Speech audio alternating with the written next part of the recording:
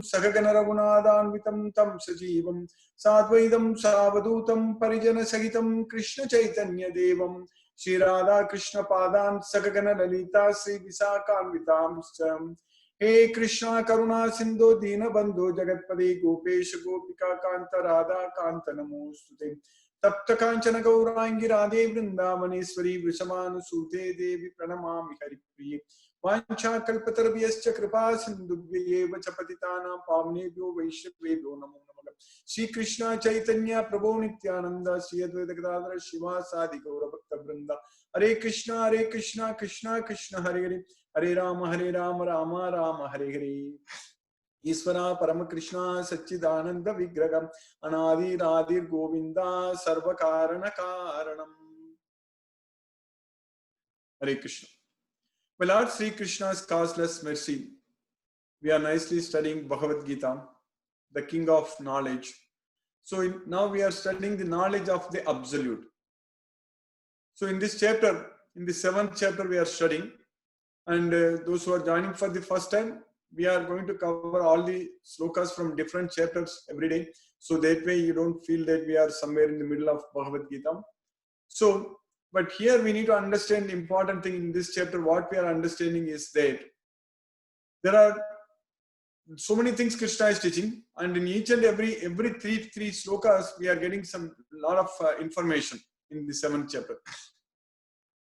So now recently what we are studying in the sloka number 21st to 24th, 25th up to that, the worshipping of different gods. Because in this world, everyone has got their own faith, their own way of worshipping. So because of that, different religions, different forms of worshipping, different ways of worshipping is there. But Krishna here is telling very clearly in Bhagavad Gita, because this was given, this is a time-tested knowledge. This knowledge is there forever, basically. It is known as Avyayam. It is known as Sanatana Dharma. Means it is eternal Dharma. So it is there forever. Because this knowledge is a science and which is applicable to everyone, irrespective of what religion we follow or what citizen we are. It's basically, this knowledge is applicable to only the soul, the individual soul, that is the Atma. So that's what we need to understand from Bhagavad Gita, because this is the knowledge about ourself. So that way, the gunas, the 3 modes of material nature, which we always study in Bhagavad Gita, in many chapters, many places, Krishna is always discussing about the 3 modes of material nature. They are very strong and they are very powerful and they control us very much, the 3 modes of material nature. The mode of goodness, passion and ignorance. Sattva-guna, Rajoguna, Tamo-gunas, they are very, very strong. They are very, very strong, and we are always, everyone is forced to act. So what we are understanding from Bhagavad Gita is that we are not the doer of any activities. We are not doing anything. We can't do anything, we are not doing anything. Like a robot. So a robot, actually, you can control it. Using some remote, you can control it to do this and that. So like that, we are remotely controlled. So this body is like a machine. This body is a machine, means it's a yantra. Yantra means it's a machine. And we think that we are doing it, but we are not doing anything. The problem is that we falsely think that we are doing it. But in reality, everything is done by the 3 modes of material nature. The mode of goodness, passion and ignorance, Sattva-guna, Rajoguna and Tamo-guna, they are only acting on us. It all depending upon what kind of attachment and what level of attachment we have on this material sense objects. So depending on that, the modes of nature are in control.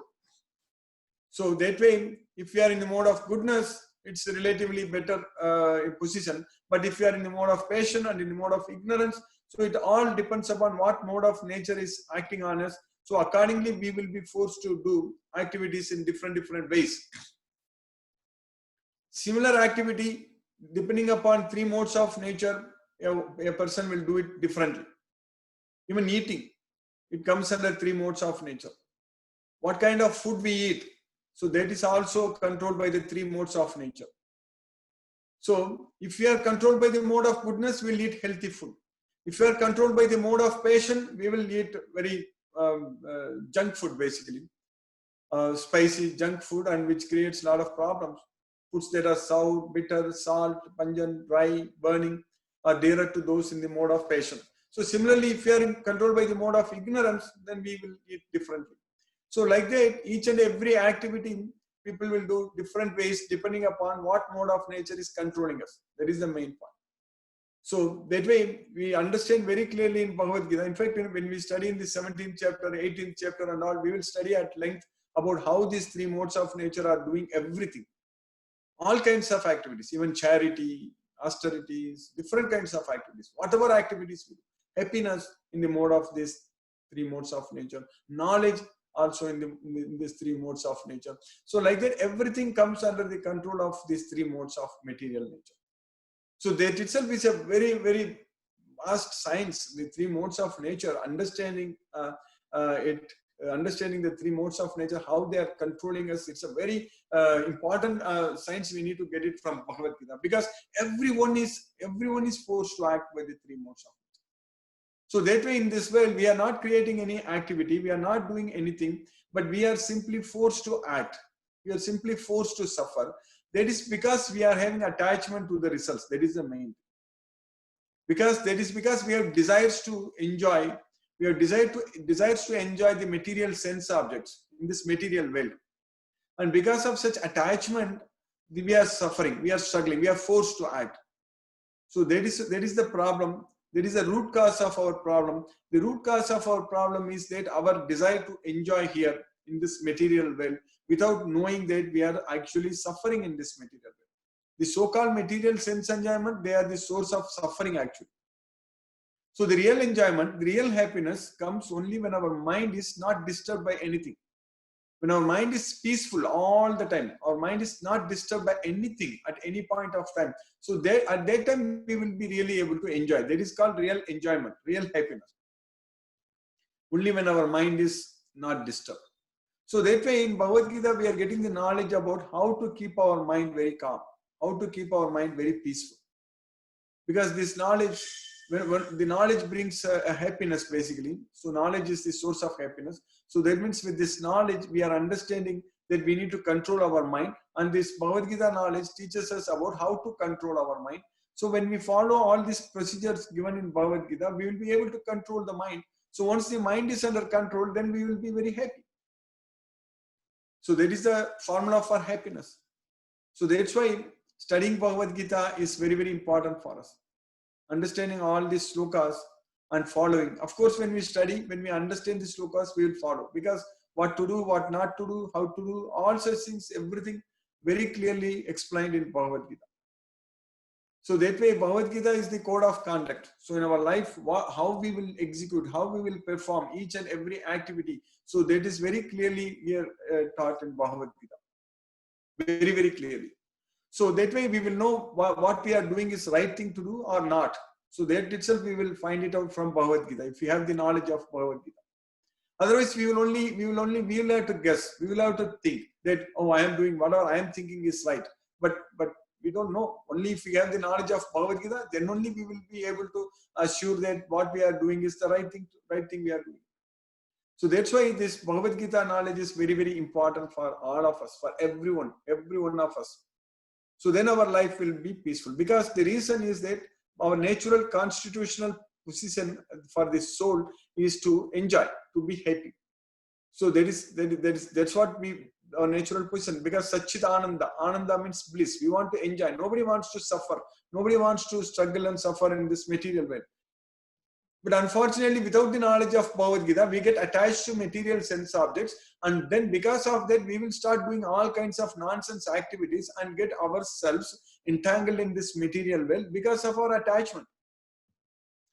So we try to enjoy in a wrong way. And finally, the end result is suffering. The end result in this material world, when we try to enjoy, we end up in suffering. That's what happens. Whereas if we have the knowledge of Bhagavad Gita, so then we will be able to regulate our senses. We'll be able to control our activities. So that's what is very important. If we are able to control what we are doing, what we are eating, how much we are eating, how much we are sleeping, all such things, everything should be controlled. Yukta ahara viharasya, yukta chestasya karmasu, yukta swapna vabodasya yogo bhavati dukkha. So if we are able to regulate all these things, then our dukkha is gone, our distress is gone. So yogo bhavati dukkha. So that means our mind should be very steady. It should not be wavering at all. Like a lamp in a windless place does not waver. Yatha dipo nivatasto nengate sopama smrita. So a lamp in a windless place does not waver. So similarly, our mind should not waver. Our mind should be all the time very, very calm. So how that is going to be possible? That is possible only if we train our mind. If we train our mind, then only our mind will be peaceful. So now in this material world, because of so much of attachment to the material sense objects, we are always letting our mind to go here and there and struggle in this material world. We are not letting our mind to be peaceful. So that's why we are struggling and suffering in this material world. So by Krishna's mercy, if we get this knowledge fully, if we understand this Bhagavad Gita fully, so then we will be able to control our mind. So the mind control, the art of mind control is very, very clearly explained in Bhagavad Gita. So in the 6th chapter, in the Dhyana Yoga, Krishna is teaching us about how to conquer our mind, how to make our mind as our best friend. So if we control our mind will become our best friend. If we don't control our mind will remain as our worst enemy. So it's up to us whether we are going to make use of this life, this human life. This is very valuable life and very rare opportunity to make our mind as our best friend, or to keep our mind as our worst enemy. So that's why this knowledge of Bhagavad Gita is very, very important, and we are very sincere when we are studying and we are gaining this knowledge. So now in the 7th chapter, we studied up to 24 slokas. So Krishna is teaching that the other people who don't have the knowledge of Bhagavad Gita, whose heart is distorted. So if they don't have the knowledge of this Bhagavad Gita, so they are just worshipping other gods by their own way, and they are getting what they want. But the problem is that those results will come to an end. So because they are not very intelligent, that's what Krishna is saying. Alpamedasa. Antavatu palam tesam tadbhavati alpamedasa. So then the sloka what we studied last week, in our last class, Krishna was saying that avyaktam vyaktimapannam manyante mam abuddhayaga param bhavam ajananto mama bhutha maheswaram mama vyayam manuttamam. So Krishna is teaching us that avyaktam vyaktimapannam manyante mam abuddhayaga. So people who don't have intelligence, so they think that I was originally unmanifest and now I manifested. So avyaktam vyaktimapannam. So that's what they think, that because they don't have knowledge. Abuddhayaga. They are not intelligence. They don't have intelligence. So they don't understand my superior nature. Parambhavam ajananto. Parambhavam ajananto means my superior form, my superior nature, they don't know. Ajananto. Parambhavam ajananto. What is my superior form? Mama bhuta maheswaram. So I am the Maheswara. I am the supreme controller of all living entities. Here mama vyayam anuttamam. In this sloka, Krishna is saying that mama vyayam anuttamam. In another sloka, Krishna is saying that mama bhuta maheswaram. Avajananti mamuda manusim tanam ashritam parambhavam ajananto mama bhuta maheswaram. So they don't know that my supreme form, that I am the supreme controller of all living entities. Mama bhuta maheswaram. So because they don't know that, so that's why they think that I was originally unmanifest and now I manifested. So Krishna's birth is very special. Krishna's birth is not like our birth. We cannot compare both our birth and Krishna's birth as the same thing. So Krishna just comes here. He himself. It's possible. So when Krishna is completely spiritual, so Krishna can come. So that's what we need to understand, because Krishna is the supreme personality of Godhead, so he can come. So we should be able to understand and believe in this. So it's not at all very difficult to understand. So in this thing, even with our material knowledge, we are able to do so many things. We are able to modify the genes and we are able to express different things, all such things because of our understanding of the genes and all we are able to do. So here Krishna, who is the knower of everything, who is the supreme personality of God, who is the controller of everything, he can just come himself here. There is no need for him to take a birth like us, take a birth like us, like developing from a single cell and then evolve. There's no need for Krishna to do that. That's why Krishna's birth is very, very special.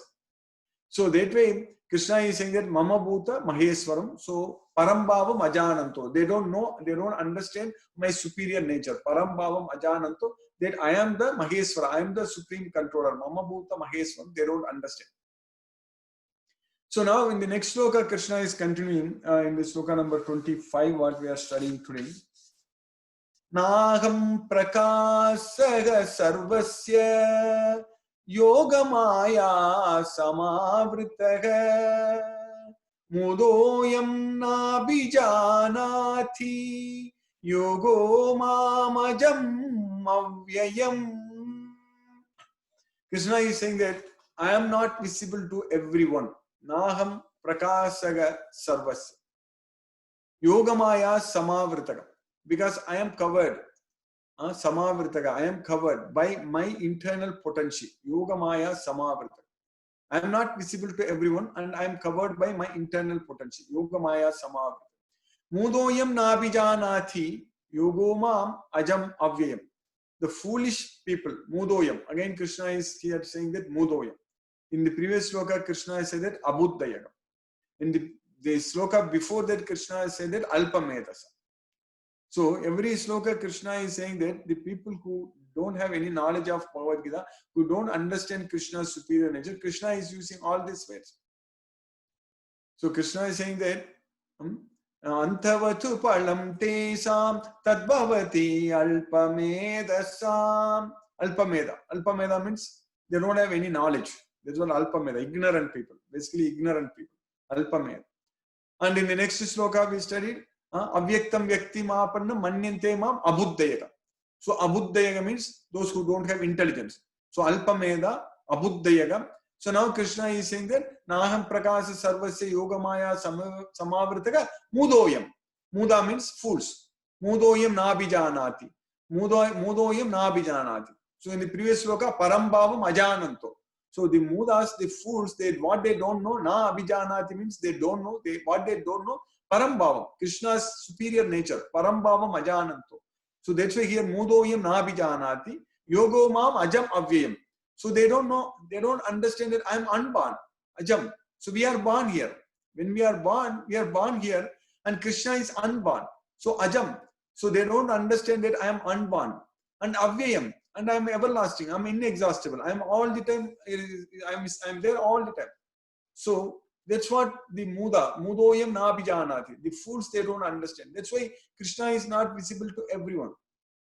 Even though Krishna is standing in front of us and seeing us, but we are not able to see Krishna. We are not able to see Krishna because Krishna is covered by the yoga maya. The yoga maya is Krishna's internal potential.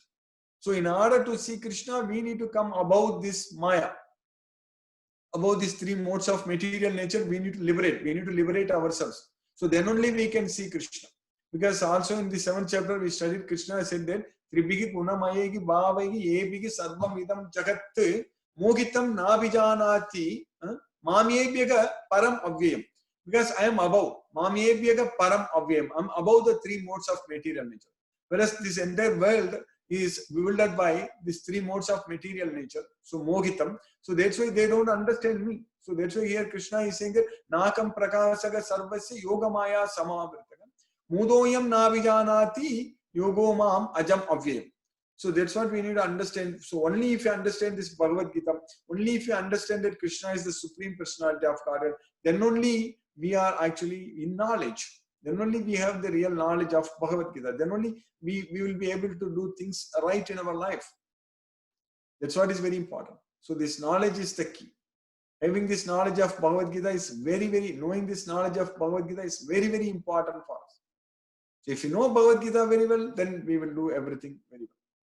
If you don't know Bhagavad Gita, then as Krishna said that it is alpameda, abuddhayaga, And then now Mudoya, fool. Fool who is no intelligence, who has no knowledge. So that's what Krishna is repeatedly saying in every sloka. Those who have no idea about Krishna, those who have no knowledge about Krishna or Bhagavad Gita. So, but for us, when we get this knowledge, we are going to look as intelligent people in front of Krishna, because Krishna himself is going to give us the intelligence. Because Krishna himself is going to give us the knowledge. So Krishna himself is going to make us not a fool. So that's what is very important. So that way, we are very fortunate to get this knowledge of Bhagavad Gita, because we believe in Krishna. There is no doubt about it. We believe in Krishna. That's why we are getting this knowledge of Bhagavad Gita. And if we get this knowledge fully and completely, and we understand that Krishna is the Supreme Personality of Godhead, and then if we actually dedicate our life unto Krishna, doing everything for Krishna, for the satisfaction of Krishna, so in connection with Krishna, in relationship with Krishna, do everything only for Krishna, so then our life will be very, very meaningful. Because this human life is a very rare and very rare opportunity, very precious, we cannot lose it. So we have to effectively make use of this opportunity. So by Krishna's mercy, we are very fortunate to study this Bhagavad Gita every day. And we finished this sloka number 25 today in the 7th chapter. And we will continue to study what Krishna is saying tomorrow. So that's why, as I said earlier, each and every sloka, Krishna is giving us so much of knowledge which we cannot get from anywhere else. Which we cannot find, we cannot get from anywhere. Only in Bhagavad Gita only we can get it. So that way, Krishna's mercy, we are getting, because we have faith. I'll stop now and we'll discuss if any questions are there. Hare Krishna. So, like how we can define in a physical matter? Yes, soul and super soul. Soul is in our body. Both soul is there and super soul is there. Soul means in each and every individual body, the soul, particular soul is there. Like in my body, I am there. In your body, you are there. But super soul, Krishna is there in everyone's body. So there is the main difference between soul and super soul. So Krishna as a super soul is there in everyone's body. So, and the relationship is that we need to connect with him by remembering him all the time. So that's why Krishna is saying that Jitatmanaga prasantasya paramatma samahitaha. So one who conquers the mind, then he will be able to reach the Paramatma. Paramatma samahitaha. So Jitatmanaga prasantasya. So we will be able to realize the super soul. We will be able to connect with the super soul once we are able to control our mind. So that way, the studying of this Bhagavad Gita is very, very important for us. When we study this Bhagavad Gita, then slowly with this knowledge, we will be able to control our mind. Definitely. There is no doubt about it.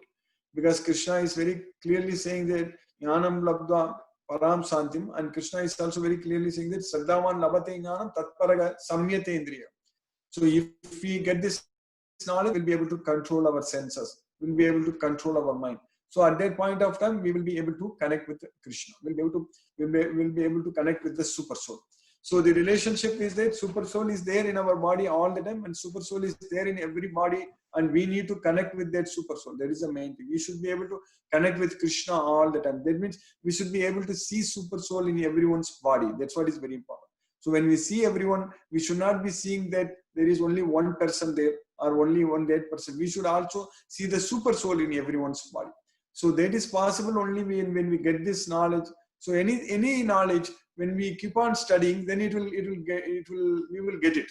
Even if we take our subjects, what you study, anything, or even in IT or programming or anything, if you study again and again many times, then you will become expert in it.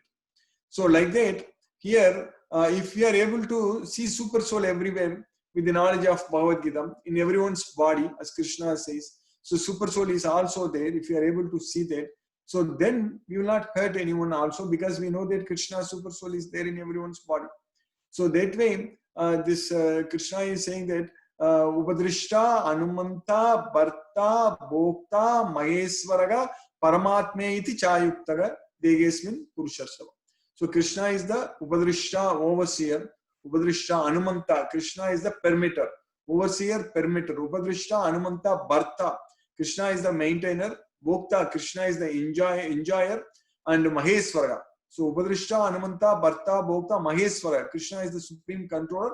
and he is known as Paramatma, super soul. Paramatme iti chayuktaga degesmin purushasabha. He is there in everyone's body as the super soul.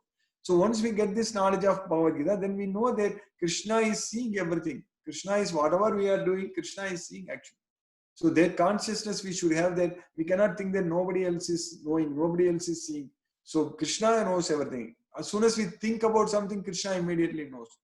So that way, Krishna reads our mind. Krishna is there within our body. So that's what we need to understand very well. And that way, when we interact with anyone, when we see all other living entities, we should be able to see not only that individual soul in that body, but also the super soul in each and every body. So that way, if we are able to do that, if we are able to see everyone equally, so then Pandita Samadarshinaga. So that's why Krishna is saying that Yomam Pasyati Sarvatra Sarvam Cha Mayi Pasyati Tasyagam Na Pranasyami Sachame Na Pranasyati. So anyone who sees me in everything, or who sees everything in me, for him I am not lost, for me he is not lost. So we should be able to see Krishna in everywhere and everything in Krishna. So that is possible only if we are able to see super soul in everyone's body.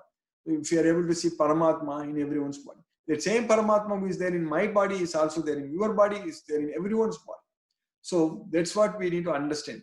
So with the knowledge of Bhagavad Gita, when we study again and again, we will be able to get to that kind of status when we will be able to realize Krishna's presence in everyone's body. And then when we are able to see like that, so then Krishna is saying that Ya pasyati sa pasyati. One who sees like this is really seeing it. That's what Krishna is saying. So that way, ultimately, when we study this Bhagavad Gita again and again and fully, many times, that's eventually going to come to us. That knowledge is going to come to us, and we are going to definitely feel the presence of Paramatma everywhere. You get that point, Prabhu? Surajit Prabhu, Hare Krishna. Yes, sir. Hare Krishna. This is very tough thing. I understand what you say, but I don't feel it. So I don't know when I would be feeling it. Exactly. So it's matter of time. See, you're right. You're right. It's understanding one point. Understanding is one part, and then realizing it will take time. So for everyone, it takes time. That's why Krishna is saying very clearly in Bhagavad Gita that it is not going to be immediate. It will take many births. Aneka janma samsiddhaga. Aneka janma means many births. Bahunam janmanam ante means at the end of many births. So, but one thing we need to understand is that we are on the right path. So, you are right. Now we are not able to see that, not able to feel like that. But that feeling will come definitely when we are following this, when we are continuing to follow this, then definitely we will be able to see and feel it at one point of time, because we are towards that. That's what is very important. That's why the studying Bhagavad Gita every day is very important for us. We need to continue to study this Bhagavad Gita. And over a period of time, when we are engaged in studying Bhagavad Gita and serving Krishna and focusing our mind on Krishna, so then we will become very over a period of time. That's why Krishna is saying that Kalen Atmani Vindati. Kalen Atmani means during the course of time. That's what Kalen Atmani. During the course of time, we will be able to relish, we will be able to enjoy. That means we will be able to realize, see the soul and super soul. So that way, since it takes time, but we are on the right path, we are in the right direction. That's what is very important, and we should continue to make this effort without any fail. So then definitely it is possible. You get that point also. Yes, sir. I understand. Thank you. Thank you, Hare Krishna. We'll continue to study, then it will automatically happen. Mala sir, Shiva here. Yes, Shiva, Hare Krishna. Yes, bro. I have a question. Yeah. So you are saying that whatever action we are doing, it's not what we do. It's basically the modes of nature is. We are like a robot, and modes of nature is making us do. Yes. And the purpose of reading Bhagavad Gita is that we should detach ourselves from the modes of nature. Yes. Does that mean that we should become a robot, like a samadhi, like what they say as samadhi, the state of samadhi, right? Where I don't do anything, I become a jnani or sadhu, like that. Is that the real intent of fulfillment of life? Yes, samadhi means, the word samadhi itself is used by Krishna in Bhagavad Gita in the second chapter, In the sloka number 53, Krishna is using the word samadhi. So in the sloka number 52 and 53, in the 52, Krishna says that Yadate moha kalilam buddhihi vyatit tarishyati tada gantasi nirvedam sotavyasya sutasya. I quoted this sloka many times in the past. So when your intelligence has passed through the dense forest of illusion, Yadate moha kalilam buddhihi vyatit tarishyati tada gantasi nirvedam sotavyasya sutasya. So at that point of time, so you will become indifferent to whatever you have heard and whatever you are going to hear. So that's what Sotavyasya Sutasya. So then in the next sloka, Krishna is saying that Sutti Vipratipannate Yatastasyati Nischala Samadau Achala Buddhigi Tata Yogam Avapsyasi. So once we get into that status of not getting affected by anything, whatever we are hearing, whatever we have heard, if nothing affects us. So that's what Shruti Viprati Pannate Yata Stasyati Nischala, one who stays without any disturbance, Nischala. So one with any unwavering mind. So that is Samadhi. That's what Samadhav Achala Buddhi. So that status is known as Samadhi. So Samadhi means you are not disturbed by anything in this realm. That is the main thing. Nothing bothers you. Nothing binds us, nothing disturbs us. So that means we have achieved the Samadhi status. So that's what Krishna is asking us to get to that status by studying this Bhagavad Gita and realizing that everything is temporary and everything is always changing. Here, nothing is constant. Everything is changing all the time. Everything is changing. So three modes of material nature are always acting.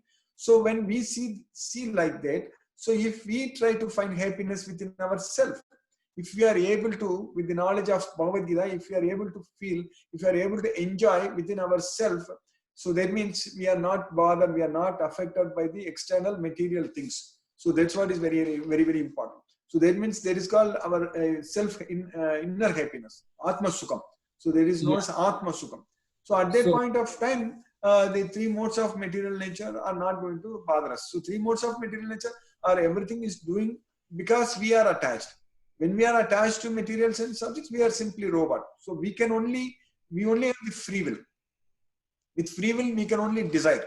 As soon as we desire something materially, then we are not doing it. The three modes of material nature is acting on us and it is making us to do. That's why I said it as like we are robot.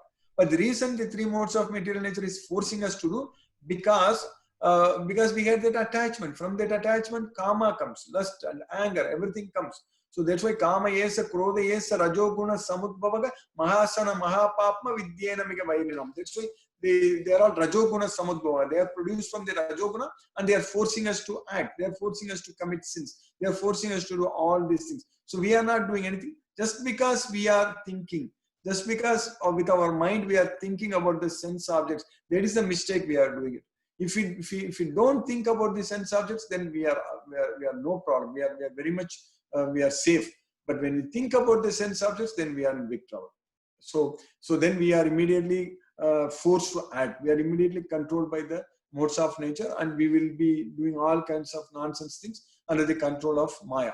So that's why Krishna is saying that you think about me. All the time you think about me. Focus your mind on me, mind upon me. Fix your intelligence upon me. So that's why this chanting Hare Krishna Mahamantra, remembering Krishna, doing everything for Krishna, connecting with Krishna. So all those things are very, very important, because our mind, when it is engaged all the time in Krishna consciousness, then we don't have any time to think about this material sense objects. So at that time, three modes of material nature will no longer be forcing us to act. Is that clear, Rom? Yeah. Yes, Bala, I have just two questions. One is, does that mean that we studied school? For example, you went to IIT Madras, you went to IIT Bombay, you went to AC Tech. All these are also not good. All these are also influenced by modes of nature. Of course, everything is done by the three modes of material nature only. Okay. But whether they are good or not, it depends upon how we take it.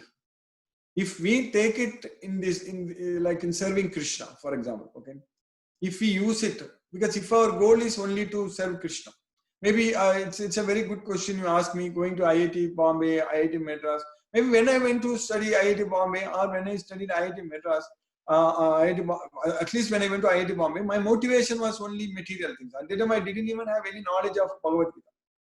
But when I got the knowledge of Bhagavad Gita in IIT Bombay, so then when I came to IIT Madras, so at that time I was doing PhD, but I was not fully detached from material objectives, but I was definitely thinking the goal was changing. I could feel myself that I'm doing it for Krishna. That is the main thing. We were doing a PhD for Krishna.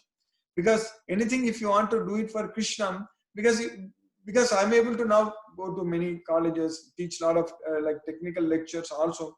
Subject wise, I've become very strong. So this is helping me to teach Bhagavad Gita also everywhere. So that way it's a Krishna service. So that way I was literally thinking that I'm doing PhD for Krishna. But still, very important thing we need to know, we are always under the control of modes of nature. But maybe when you are thinking about doing it for Krishna, we are controlled by the mode of goodness, not the mode of passion. So this, because mode of goodness brings the knowledge, so and brings happiness. So jnana sangena, sukha sangena. So jnana sangam and sukha sangam. There is the knowledge and happiness it brings, the mode of goodness. So definitely under the modes of nature only, there is no doubt about it. But when you are doing it for Krishna, when you are thinking that you are doing it for Krishna, so that is helping us to serve Krishna. Definitely, there is no doubt about it. So with that only we are able to now study Bhagavad Gita, all those things, because I did all those things. Otherwise, it's very difficult to teach Bhagavad Gita also to this extent. What I am doing right now scientifically and doing all those things. Maybe in the next Saturday we are having that Who Am I lecture, right? It will be a very, very scientific lecture only. So it helps. So that way, for your question, the answer is that yes, the modes of nature was in control. There is no doubt about it. But even when the modes of nature are in control, but if you are thinking that you are doing it for Krishna, then definitely the mode of goodness only will be forcing us. But over a period of time, when you are not having any attachment to the results at all, so that means nothing will force you. Mode of nature will not force us to do anything. Because there won't be any duty for us to do. Once we are able to find happiness within ourselves, so we will be doing still, but not under the control, not under the forceful control of the modes of nature. But still, we are like the Atma cannot do anything, but still in the mode of goodness, you will be doing it. That is the main thing. The mode of goodness will make you to do a lot of good things, a lot of great things. So that is, it's good to have control by the mode of goodness. But the important point we need to understand is that we need to get out of this material well. We don't want to be controlled by any modes of nature. So for that, we need to focus on Krishna, doing everything for Krishna in this Bhagavad Gita, studying Bhagavad Gita, remembering Krishna at the time of death, all such things. So if we are getting this knowledge of Bhagavad Gita and we are able to see that nothing other than the modes of material nature are doing everything. Nanyam gunebhyaga kartaram yatha drashtana pasri gunebhyascha parambeti madbhavam sodhigachani. So then we will be able to free ourselves from the three modes of material nature. That's why Krishna is saying that when we are able to see that nothing other than the modes of nature only doing everything. That's what we should be able to see. So then we are immediately freed from the modes of nature. So that is possible only by serving Krishna. Bhakti yogena sevate sagunan samatite. And this sloka very, very often I quote. So by rendering devotional service unto Krishna, we will be freed from the three modes of material nature. So that means we will go to Goloka. So right now we should immediately come to the mode of goodness in that platform, so that we will keep doing, we will start doing great things, not under the mode of passion, mode of rajoguna or ignorance. They are not good. So you to a certain extent you understood for your question, Siva Prabhu? Yes, Bala sir. So the last question. Yes. So as long as I'm not I'm under the influence of modes of goodness, I'm not at samadhi, but am I called as a jnani at that point? Yes, jnani, when you have the complete knowledge of Bhagavad Gita, you are jnani. Full knowledge of Bhagavad Gita. All these 18 chapters, 700 slokas, if you know fully, you are jnani. But I can be controlled under any modes of nature still. Yes, if you are jnani means, see, that's why until the time you are fully surrendering unto Krishna. So that's why Krishna is saying that Bahunam Janmanam Ante Jnanavan Mam Prabhatyati. So when you become the complete 100% jnani, means you are fully surrendering unto Krishna. That jnana, the knowledge will lead to completely surrendering unto Krishna, knowing that Krishna is everything. It will depend fully on Krishna only. Okay. So sometimes the mode of nature will be forcing, but slowly will go to that situation 100%. You completely forget about this material world. You only remember Krishna only. Don't worry about anything in this material world. So at that time, so this both goes in hand, like being a jnani and practicing this knowledge and everything. So at that time, when you say that when you are becoming a 100% jnani, at that time also you will be 100% free from the modes of nature also. Because once you are completely a jnani, you are going to surrender unto Krishna completely. And Krishna is saying that anyone who surrenders unto me, they will be freed from the modes of nature. So that way, you understand, Prabhu, what I'm saying, trying to say? Yeah, the question is, Bala sir, when I am free from modes of nature, I am like samadhi, so I am not doing any action. I am almost like inactive person, thinking about Krishna or all the time surrendered to Krishna. Whereas when I am a jnani, I am still I still have the free will to desire, but my state of mind, I'm completely surrendered to Krishna. I'm completely doing the good things now in the goodwill of Krishna. So which is good in this world, to be a samadhi or to be a jnani? Both, you see, both, it is not, both are not two different things. That's what is very important. Jnani means like theoretical knowledge what you are gaining, and then of just knowing, having the theory alone is not going to help you. So you need to apply it in practice. So that is what is called yogi. So you need to differentiate between jnani and yogi. So that's why Krishna is saying that jnana yogena sankyanam karma yogena yogina. So that way, jnani means you are gaining the knowledge, you are becoming a jnani. And then when you are surrendering unto Krishna, you are becoming a yogi. So that way, for your question, just being a jnani alone, it won't happen. Because if you are a jnani, then you will definitely surrender unto Krishna. That's what is going to happen. You will become a yogi because you will put that knowledge into practice. For example, when you go to college, when you go like everything, correct? You study and you get grades, all those things. You are not going to sit idle with that knowledge, because immediately if you get excellent grades, then immediately the big companies will come to campus and they will select you and give you job, correct? Because they know that because you have the knowledge, they will be able to make use of that knowledge to work for them. So like that here, when you are getting the knowledge of Bhagavad Gita, so that doesn't mean that you are just going to become a jnani and you are going to sit idle. So that is not going to happen, because when you have the knowledge of Bhagavad Gita, you are going to act on it. You are going to apply that knowledge. So both will go hand in hand. So that's why this jnani alone, that concept itself, it doesn't exist. So yeah, jnani means that's why Krishna is saying that bahunam janmanam ante jnanavan mam prabatyate. So that mam prabatyate vasudevam sarvam iti. So knowing that Vasudeva is everything, mam prabatyate means that is you are applying that knowledge. So what Krishna is giving the knowledge in Bhagavad Gita, Krishna is giving the knowledge that sarvadharman parityajya mamekam saranam braja aham tvam sarva papebhyo mokshayishyami ma suchakam. So you abandon all varieties of religions and just surrender unto me. I shall deliver you from all sinful reactions. Do not fear. So that means when you are surrendering unto Krishna, that means you are submitting yourselves unto Krishna. Again, I want to make it very clear that surrendering means not out of fear, not as a servant. So here, when we say that always we have to serve Krishna, it is not one way. In fact, when we serve Krishna, Krishna is also serving us. In fact, already Krishna is serving us. We are only not serving Krishna. That is the problem. Krishna is already serving everyone. Krishna wants to serve us. But if we are not willing to accept his service, then only we are in trouble. So that way, becoming a jnani alone and just staying idle is not going to be possible at all. That possibility is not at all there. So once you have the knowledge, you will start using that knowledge. So that way, both will go hand in hand, definitely. So you understand, Siva Prabhu, for your question? Yeah, Bala sir, I think I got it.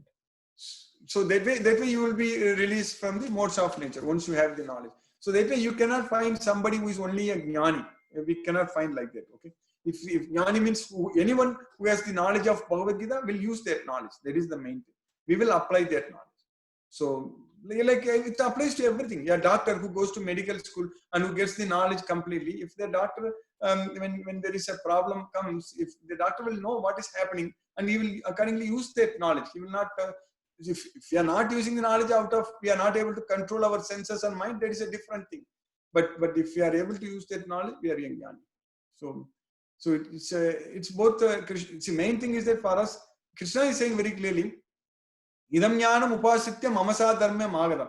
If you take shelter into this knowledge, then you will attain my nature. That's what Krishna is saying. You get it? Yeah, Bala sir. Yeah. Hare Krishna.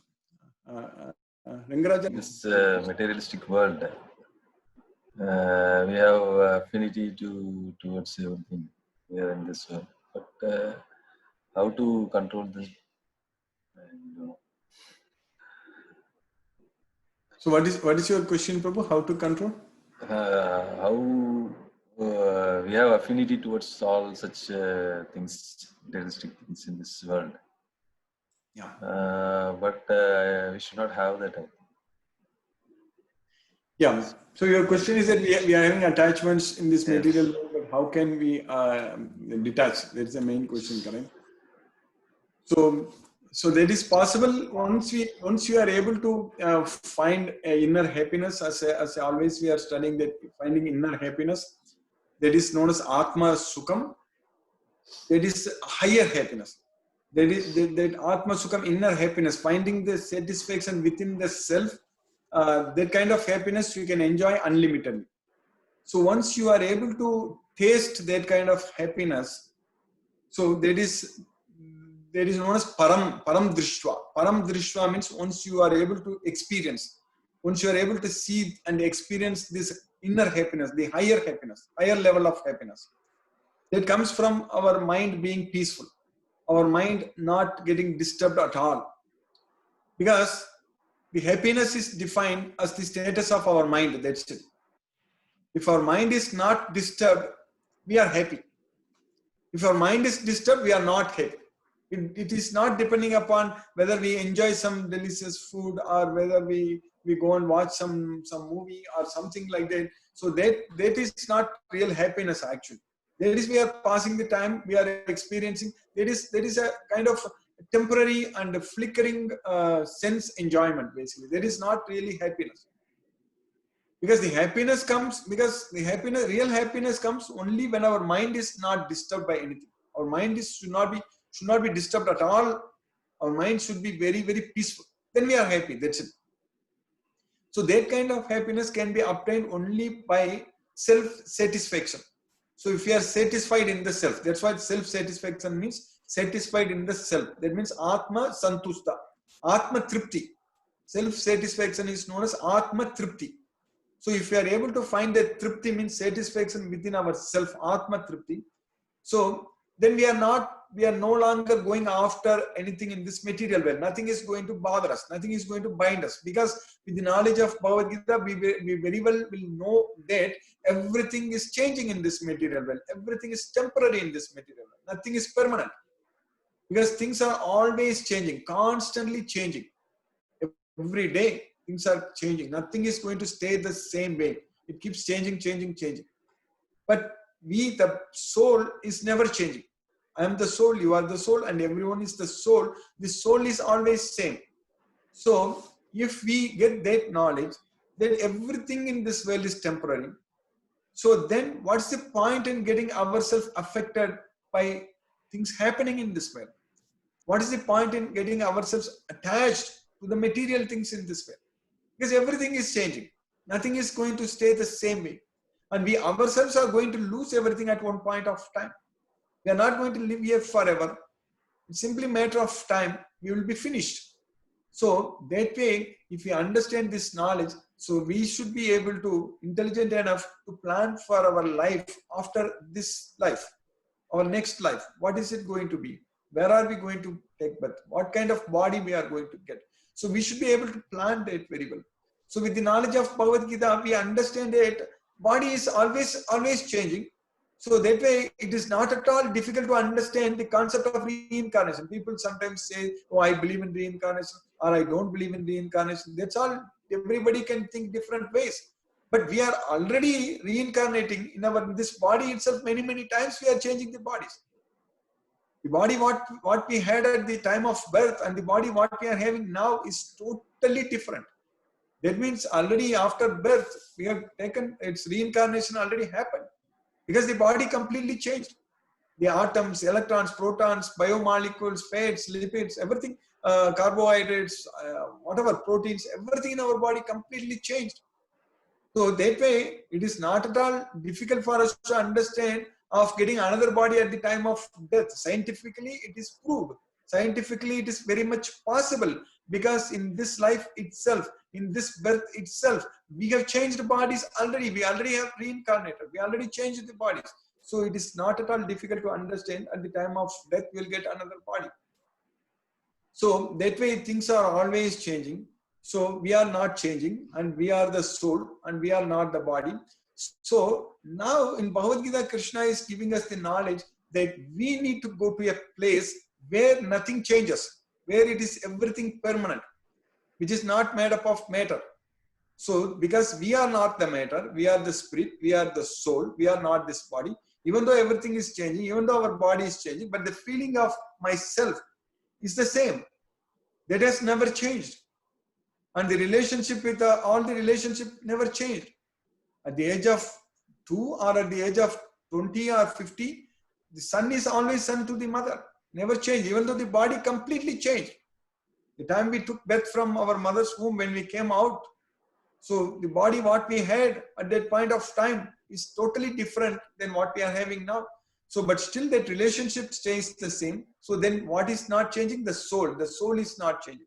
So we are the soul. So we are not the body, we are the soul. So that is the sole purpose of understanding Bhagavad Gita, studying Bhagavad Gita. The sole purpose of studying Bhagavad Gita is to realize that we are the soul. We are not the body, we are the soul. So that way, if we are getting this knowledge, and if we are able to also connect with the super soul, understand the existence of God, and understand that God is in control, and if we are able to identify, develop our relationship with God, so there you are going to find happiness. So that happiness is actually, that means that you will be able to control your mind. So the mind is under control. So when we are submitting our mind and intelligence, everything unto God, so then we are able to find peace of mind. So that peace of mind will give you the real happiness. So that happiness will be, you will be able to enjoy unlimitedly. So that's why Krishna is saying that asantasya kuta sukham. When there is no peace of mind, there is where from happiness comes. So happiness comes only when the mind is peaceful. So now that's why this knowledge is very important, and not everyone is eligible, not everyone is qualified enough to take this knowledge very seriously, to study this Bhagavad Gita, because this Bhagavad Gita is the king of knowledge. It is the Raja Vidya. It is the king of knowledge. So we are very fortunate we have got this opportunity. We should study. And as you said that it's not possible to find, we are having attachment and it's giving up is difficult.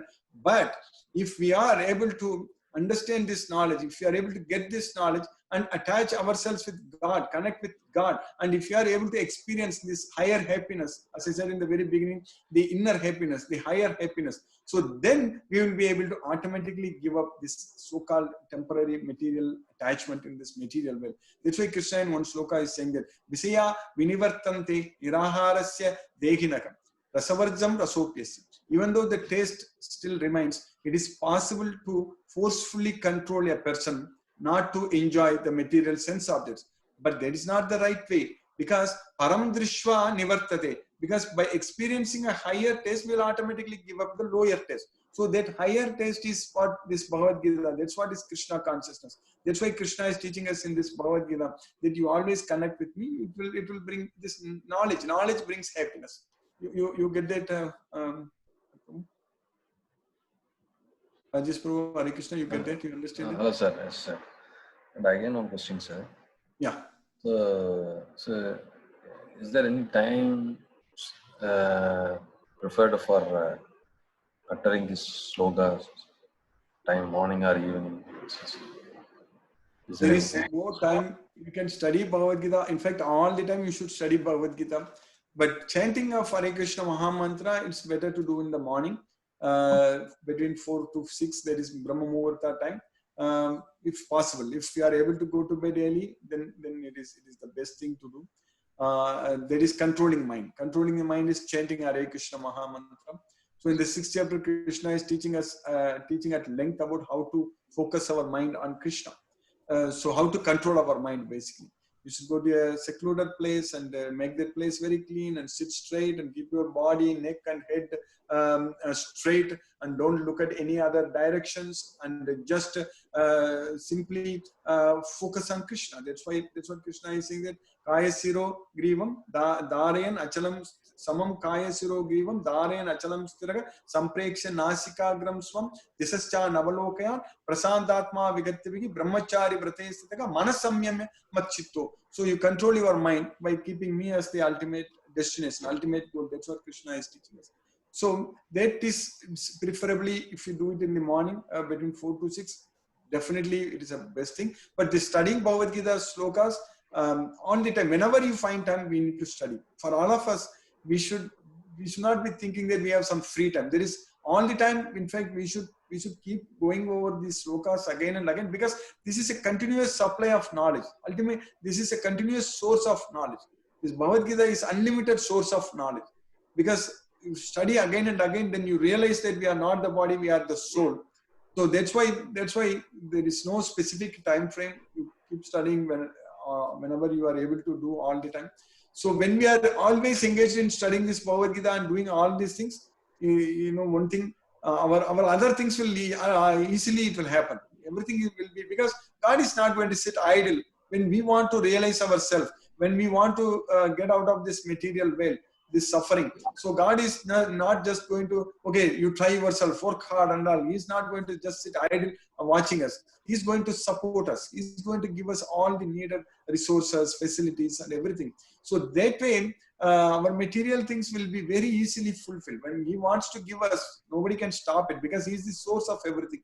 So that way, everything will come to us, all the knowledge, strength, everything He will give it to us. So that way, for your question, we should study Bhagavad Gita whenever you have time, whenever it is possible to study.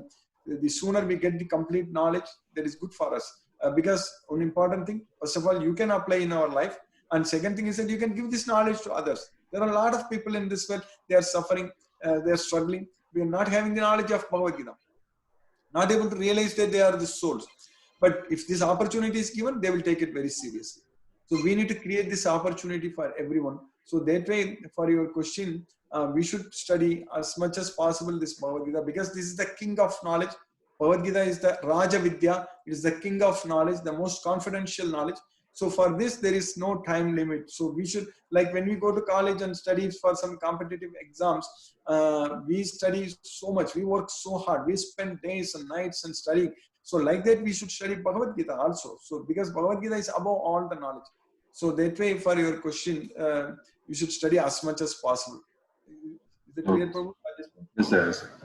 Okay. Because the sooner you get this complete knowledge, it's good for you. Okay. Sure, sir. Hare Krishna. Thank you, sir. Next, I see two new